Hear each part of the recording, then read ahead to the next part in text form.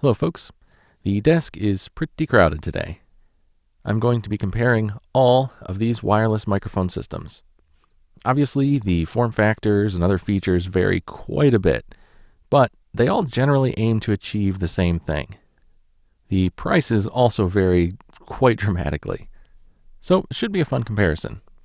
This comparison will end up being two videos. In this part, I'm going to be comparing their sound. I'll test each with whatever mic they come with so you can get an idea of the sound that they provide out of the box. I'll also test each with the same Sennheiser microphone as a bit of a control so that you can get an idea of how much the wireless system itself is affecting the sound versus just hearing the difference in the included microphones. In part 2, I'll do range testing with all of these in different situations. I'm going to start with the cheapest and work my way up. This won't be a full review of these systems, but if you'd like a more in-depth look at any one of them, just let me know. First up, we have the Fifine K037 system. This system is only $30 on Amazon. It operates at UHF frequencies around 570 megahertz. It uses a mini XLR connector for the microphone, but I purchased an adapter so I could plug a 1/8-inch mini stereo plug in. But I suspect that the wiring of either the transmitter or the adapter might be non-typical because I can only plug the mic in halfway to the connector or I get no sound. That wouldn't be practical for normal use, but I'll still use it for testing with the Sennheiser mic today just to get the full comparison. The system uses 2 AA batteries in the transmitter and 2 AAA batteries in the receiver. It's very cheap and chintzy feeling, and the included 1/4 to 1/8-inch adapter for the receiver was very loose and caused a lot of problems, so I'm using a different one. But the system itself does work, and the sound quality definitely isn't the worst of the systems here, even though the included mic doesn't really have much of a low end. It also doesn't have enough latency for me to notice it when monitoring the audio. Now I have a Sennheiser MKE2 mic connected to the Fifine system. This is the mic I will be testing with all the wireless systems to provide a consistent point of comparison between all the systems. I personally think that this mic has a very natural sound, but it's not very sensitive. That lets it work with very loud sounds, but it also means that the output signal is very low, so that'll actually help show any differences or weaknesses in the preamps of these wireless systems. Next up is the Hotec wireless system. This is similar to the Fifine in that the receiver simply has a built-in 1/4-inch male output, and it comes with a 1/4 to 1/8-inch adapter. But this included adapter does work fine. This is also classified as a UHF system, but it operates at just over 900 megahertz, as opposed to the 500 to 600-ish megahertz of the other UHF systems that I have here. It has small flexible antennas on both the transmitter and receiver, and it uses built-in rechargeable batteries. This system is under $40 on Amazon, but it is a bit more refined and less chintzy feeling than the Fifine. The transmitter is quite small, and it uses a standard 1/8-inch locking connector for the microphone. Now I've switched out from the included lavalier to the Sennheiser. The output volume of this system is pretty low, maybe just a tiny bit lower than the Fifine. I've got the volume of the system maxed, and combined with the fairly low sensitivity of this microphone, I'm going to have to boost this one a bit more than the others in post, most likely. That doesn't bode well for noise, but otherwise, the sound quality is surprisingly okay. And with this system, there isn't enough latency for me to notice any in my headphones.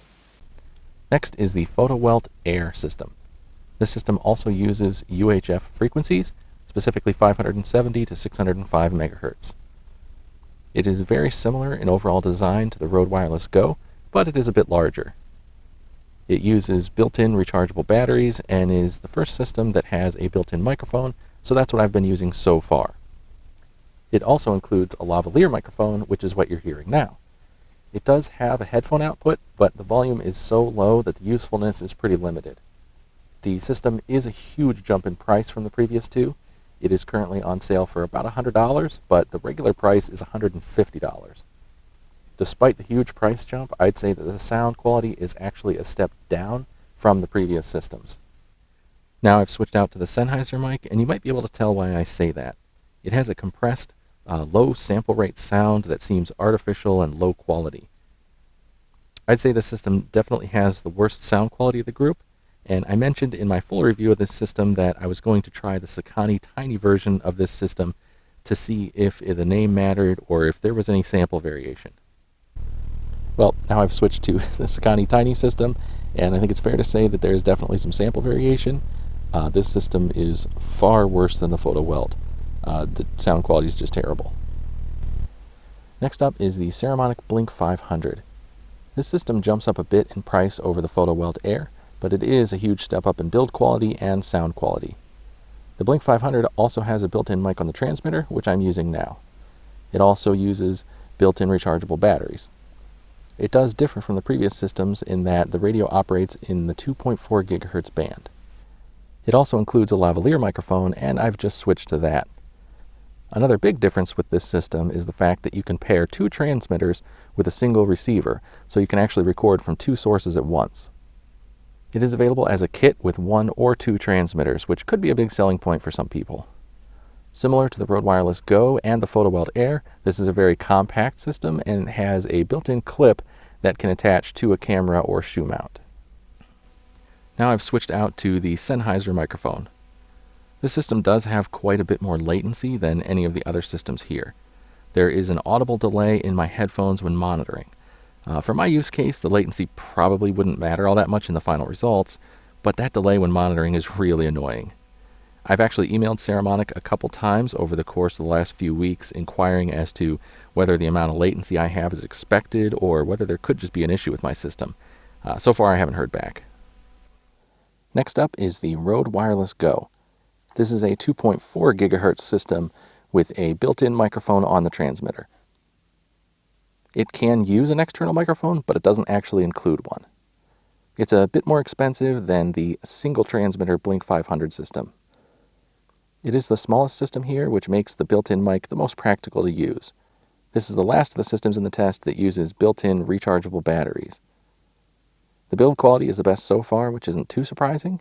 It's not night and day versus the build quality of the Saramonic, but it is still a step up in perceived quality, though I don't love the fingerprint magnet glossy look. This system also has quite a bit stronger output than any of the systems so far, so like the output into the recorder or camera can be turned up quite a lot higher than the other systems.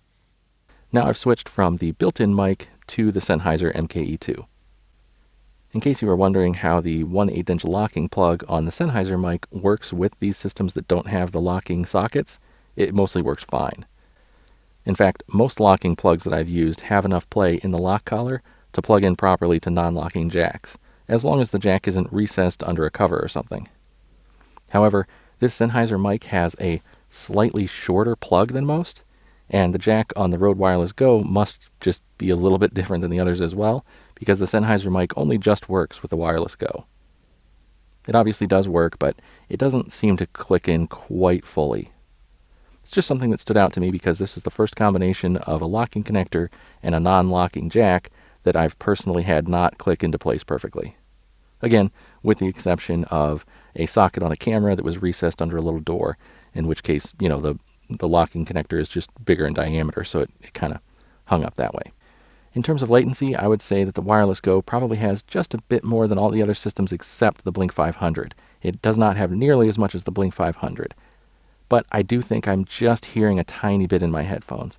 It's not enough of a delay to be bothersome or, to throw me off or anything like that, but I think there is just enough that I can start to hear it if I listen for it. So, not too bad, but not as good as most of the systems here. Next up, we have the Rodelink system. This is probably the largest system overall, if you don't count the external antennas that some have. It's a bit bulky, but it feels fairly lightweight for its size, and it comes with belt clips and a bracket for the camera shoe mounts. It uses two AA batteries in both the transmitter and the receiver. This is the final 2.4 GHz system in the comparison. This system originally came with a lavalier mic that was supposedly the same as their Pro Lav mic that costs over $200. I've had this system for years, and that is the mic that mine came with. They've recently released a Rodelink branded mic for $100, and that's what this system comes with now as far as I can tell. Other than the connector being a bit different on the newer Rodelink Lav, I don't know if the mic quality is actually any different in performance or quality. Now I'm using the Sennheiser Lav mic. When maxed out, the output levels are higher than on any of the systems so far. The Rodelink system has come down in price recently. I don't know if it's a permanent price change or not, but it's actually under $300 now. In terms of latency, I've never noticed any with this system. The only issue I have had with this system is that occasionally a high-pitched interference seems to get picked up by the microphone cable. Sometimes routing the mic cord a different way will clear it up, sometimes not so much. Other systems may have similar issues, but I feel like it seems to happen a bit more with this system and the included mic combo. Next up is the Saramonic UwMic 9. This is a UHF system that interestingly looks quite a lot like Sony's previous generation professional wireless system. It's mostly metal and it feels well built and solid. It's definitely the heaviest system here, even if it is a bit smaller than the Rodelink. The UwMic 9 comes in just under the current price of the Rodelink system if you get it with only one transmitter. But the big trick of this system is that you can actually connect two transmitters to one receiver. And unlike the Blink 500 system, you can split the signals to separate left and right channels on the output for more flexibility in post. The UwMic 9 uses two AA batteries in the transmitter and receiver. Now I've switched out to the Sennheiser MKE2. The receiver has a headphone out for monitoring, and like the FotoWelt system, the volume is tied directly to the output level. It is not adjustable separately. But unlike the FotoWelt system, the headphone volume here is very usable, even on higher ohm headphones. There's no gain setting on the transmitter, only an output level setting on the receiver.